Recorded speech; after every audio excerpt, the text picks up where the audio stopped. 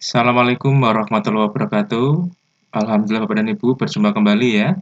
Kali ini saya akan membahas kembali ya terkait dengan unsur penilaian ya, simulasi mengajar, seleksi calon guru penggerak di tahap 2. Bapak dan Ibu, ini adalah tips sukses dan lulus ya, simulasi mengajar berdasarkan pengalaman saya ketika mengikuti seleksi program guru penggerak untuk calon pengajar praktek maupun fasilitator.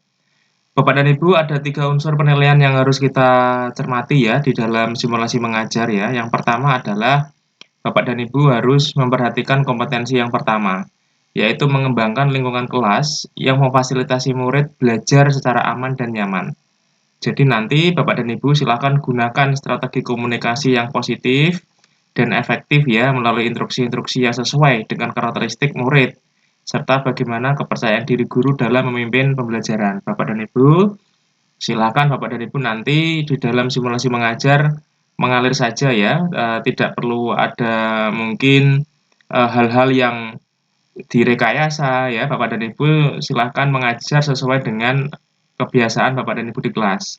Ya, hanya saja Bapak dan Ibu silakan diperhatikan kembali bagaimana Bapak dan Ibu berkomunikasi dengan siswa, ya, memperhatikan ketika siswa ada yang bertanya, dan meskipun besok itu simulasi mengajarnya adalah tanpa siswa, tetapi seolah-olah Bapak dan Ibu di depannya itu ada siswanya, ya, sehingga Bapak dan Ibu silakan berinteraksi, ya, silakan bertanya kepada siswa apakah sudah jelas atau mungkin ada siswa yang mau bertanya, silakan diberikan kesempatan. Kemudian kompetensi yang kedua yaitu adalah mendesain, memandu, dan merefleksikan proses belajar mengajar yang efektif.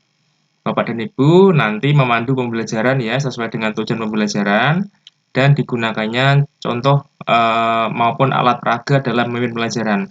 Bapak dan Ibu boleh nanti menggunakan media pembelajaran ya mungkin papan tulis, kemudian alat peraga yang Bapak Ibu sudah siapkan sebelumnya. Sehingga Bapak dan Ibu nanti bisa memimpin pembelajaran, merencanakan penilaian pembelajaran serta hubungannya dengan tujuan pembelajaran. Bapak dan Ibu silahkan di dalam simulasi mengajar nanti bisa mempersiapkan bahan-bahan ya atau alat peraga yang memang dibutuhkan terkait dengan materi yang Bapak Ibu sampaikan ya. Kemudian kompetensi yang ketiga yaitu menunjukkan kebiasaan refleksi untuk pengembangan diri ya atau self regulate learning. Bapak dan Ibu silahkan juga melakukan refleksi diri terhadap praktek pembelajaran yang telah dilakukan. Bagaimana ketercapaian tujuan pembelajaran, bagaimana respon siswa, tindak lanjut apa yang dilaksanakan untuk perbaikan pembelajaran selanjutnya ya, dan apa yang perlu diperbaiki dan sudah yang bisa ditingkatkan. Bapak dan Ibu nanti tentunya di dalam mengajar ya, ada hal-hal yang Bapak Ibu perlu dievaluasi ya, direfleksikan.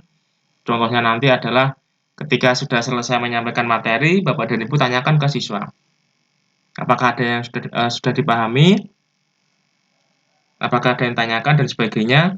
Bapak Ibu silahkan ditanyakan. Kemudian di akhir nanti Bapak dan Ibu mengevaluasi ya bagaimana respon siswa, kemudian apakah tujuan pembelajaran tercapai atau tidak ya. Itu Bapak dan Ibu silahkan ditanyakan pada dirinya sendiri dengan melihat observasi terhadap siswa. Dan nanti kemungkinan ini juga akan ditanyakan oleh asesor ya ketika wawancara ya bagaimana Bapak Ibu kebiasaan refleksinya setelah pembelajaran. Bapak Ibu harus persiapan ya ini. Jadi nanti di dalam proses wawancara itu masih ada kaitannya dengan proses simulasi mengajar. Bapak dan Ibu, itu adalah tiga hal yang paling penting dan perlu diperhatikan ya. Dan ini adalah contoh format RPP-nya Bapak Ibu ya. Jadi di sini ada judul, kemudian ada nama guru ya, kemudian di sini ada identitas, satuan pendidikan, kelas, subtema ya, kemudian pembelajaran, tujuan, kegiatan, dan penilaian. Bapak dan Ibu, semoga ini menjadi inspirasi ya Bapak dan Ibu ya ketika nanti Bapak dan Ibu akan melaksanakan simulasi mengajar ya. Jangan lupakan tiga unsur penting ini ya, yaitu adalah satu ya, kompetensi yang pertama, mengembangkan lingkungan kelas yang memfasilitasi murid ya, artinya pembelajaran kita memang menyenangkan ya Bapak Ibu ya, menyenangkan, berpihak pada murid, dan jangan lupa harus student center ya. Bapak dan Ibu berikan kesempatan kepada anak. Kompetensi yang kedua yaitu adalah mendesain dan memandu, merefleksikan pembelajaran yang efektif. Kemudian yang ketiga adalah kebiasaan refleksi.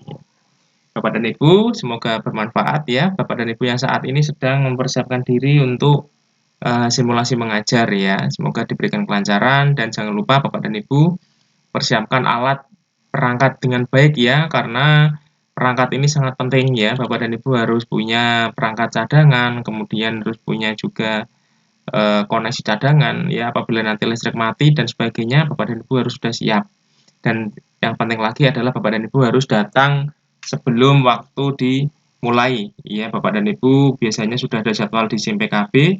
Bapak Ibu silahkan lihat SIM PKB-nya, misalnya simulasi mengajarnya jam 9 pagi, Bapak Ibu jam setengah 9 pagi harus sudah masuk ya, sudah login di akun Gimit ya yang sudah ditautkan di SIM guru penggerak. Dan biasanya Bapak dan Ibu, asesor akan datang sebelum jamnya ya. Misalnya jam 9 itu adalah jadwal dimulai simulasi mengajar. Biasanya sudah masuk ya asesor itu 15 menit atau bahkan 30 menit sudah diizinkan masuk ke Google Meet ya. Dan apabila dua asesor sudah siap, maka bisa dimungkinkan simulasi segera dimulai ya, tidak harus sesuai dengan jamnya. Selama Bapak dan Ibu sudah siap, kemudian asesor 2 juga sudah siap.